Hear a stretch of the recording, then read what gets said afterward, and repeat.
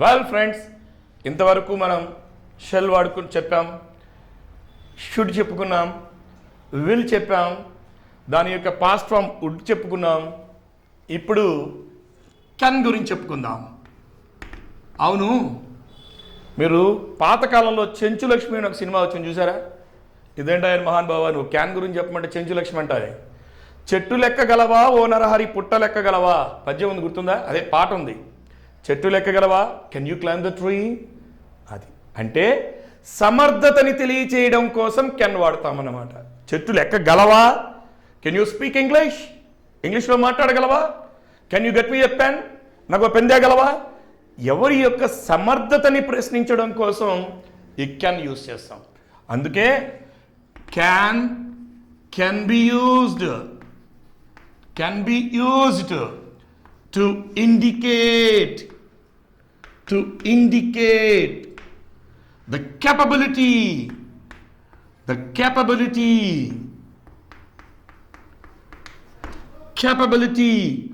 of the subject A subject గురించి అయితే మాట్లాడుకుంటున్నామో ఆ సబ్జెక్ట్ యొక్క క్యాపబిలిటీని సూచించడం కోసం క్యాన్ యూజ్ చేస్తాం. ఆ క్యాన్ పట్టుకొచ్చే క్యాన్ కాదు, can English. Right. Example, if you go for that, he can write very fast. He can write the exam. అతను ఎగ్జామ్ రాయగలడు. మనం మొదట్లో చెప్పుకున్నామే, బుక్స్ కొనగలను అన్నాం కదా. I can buy the books. నేను books కొనగలను. She can sing well. ఆమె బాగా పాడగలదు. She can sing well. ఇక్కడ she can sing, ఆమె పాడుతుంది. ఎలా పాడుతుంది? బాగా పాడుతుంది. This is adjective. ఎలా పాడకపోతుందో చెప్తుంది కాబట్టి, అంటే వర్బ్ని మనకి ఆమెని డిస్క్రైబ్ చేస్తుంది కాబట్టి ఇక్కడ దీన్ని మనం అడ్జెక్టివ్ అంటాం. She can sing well, I can buy the books, he can write the exam, they can defeat, వారు ఓడించగలరు. They can defeat the Pakistan team. ఈ విధంగా క్యాన్ని అంటే, what you mean by can? Can is nothing but to indicate the capability of an individual or indicate the capability of the subject. And sir, so far you have been using the auxiliary as interrogative pronoun. Is it can be? Why not? Can you speak English? Yes, I can speak English. Can you give me a cup of coffee? Yes, I can.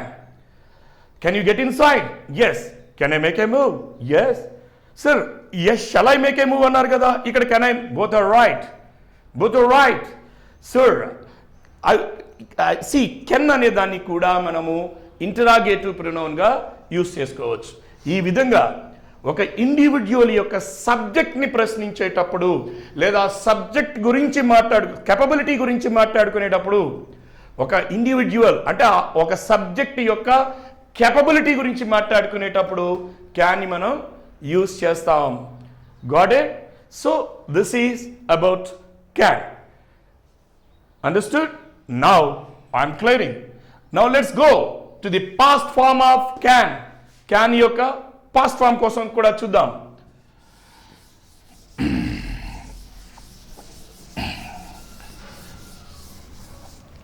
Can అనేది could అని. ఇప్పుడు now let us see about could.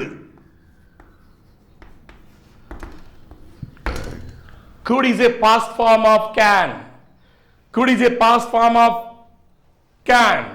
For example, ఇందాక ఒక మాట అనుకున్నాం, he can write the exam. ఒకడు statement ఇచ్చాడు, he can write the exam అని స్టేట్మెంట్ ఇచ్చాడు. ఈ స్టేట్మెంట్ యొక్క పాస్ట్ ఫామ్ ఎలా ఉంటుందో He stated that.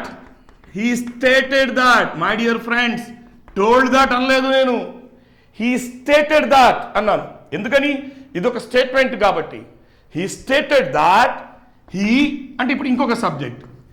He can దాని యొక్క past form could. He could write the exam. He could write the exam. ఈ విధంగా కెన్ యొక్క పాస్ట్ ఫామ్ని మనం కుడ్గా మెన్షన్ చేస్తాం. అదేవిధంగా ఈ కుడ్ని మనం పొలైట్ ఫామ్స్ కింద వాడతాం. పొలైట్ ఫామ్స్ అంటే ఏంటి? గౌరవంగా మాట్లాడటం. Could you please, suppose can I have your pen please, sir me pen ఒకసారి ఇస్తారా అంటే కొంత respect. Could you spare your pen please, ఇంకా బాగా ఒద్దికగా, చాలా ఒద్దికగా అడిగేటప్పుడు ఈ కుడ్ని వాడతాం. అంటే almost all begging with highest politeness, be polite, గౌరవంగా ఉండు. పొలైట్ సెంటెన్సెస్ మీన్స్ గౌరవాత్మకమైనటువంటి సెంటెన్సెస్. ఎగ్జాంపుల్, ఇందాక నేను మీకు కెన్ చెప్పినప్పుడు దాన్ని నేను ఇంట్రాగేటివ్ ప్రొనౌన్గా వాడడానికి నాకు బ్లాక్ బోర్డ్ సరిపోలేదు కాబట్టి ఆ సెంటెన్స్ ఇక్కడ వాడుకుంటా. ఎగ్జాంపుల్ 1 ఇది, ఎగ్జాంపుల్ 2 ఇది.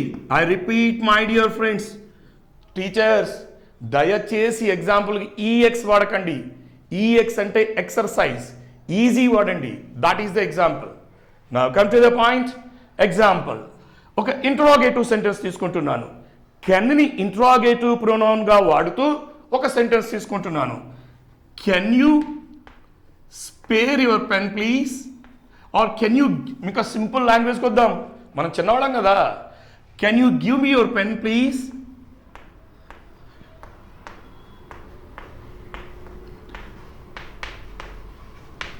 Please, you're requesting.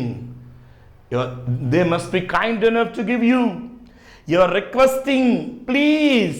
That means it's a polite. గౌరవంగా అడుగుతున్నాం. సార్ మీ పెన్ను ఒకసారి ఇస్తారు సార్ దయచేసి అంటున్నాం.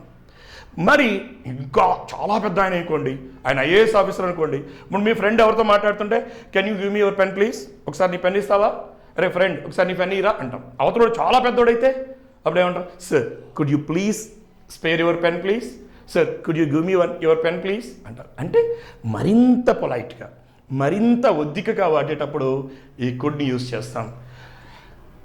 Could you spare your pen please.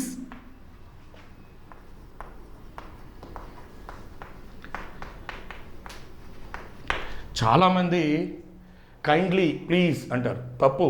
రెండు కైండ్లీ ప్లీజ్ రెండు ఒకేసారి వాడకూడదు. కైండ్లీ అన్నా ప్లీజ్ అన్నా ఒకటే. ఈ బట్లర్ ఇంగ్లీష్ చాలామంది, నేను ఇప్పుడు చెప్తా, ఇంగ్లీష్లో తప్పులు చేయండి కానీ వాంటెడ్గా చేయకండి.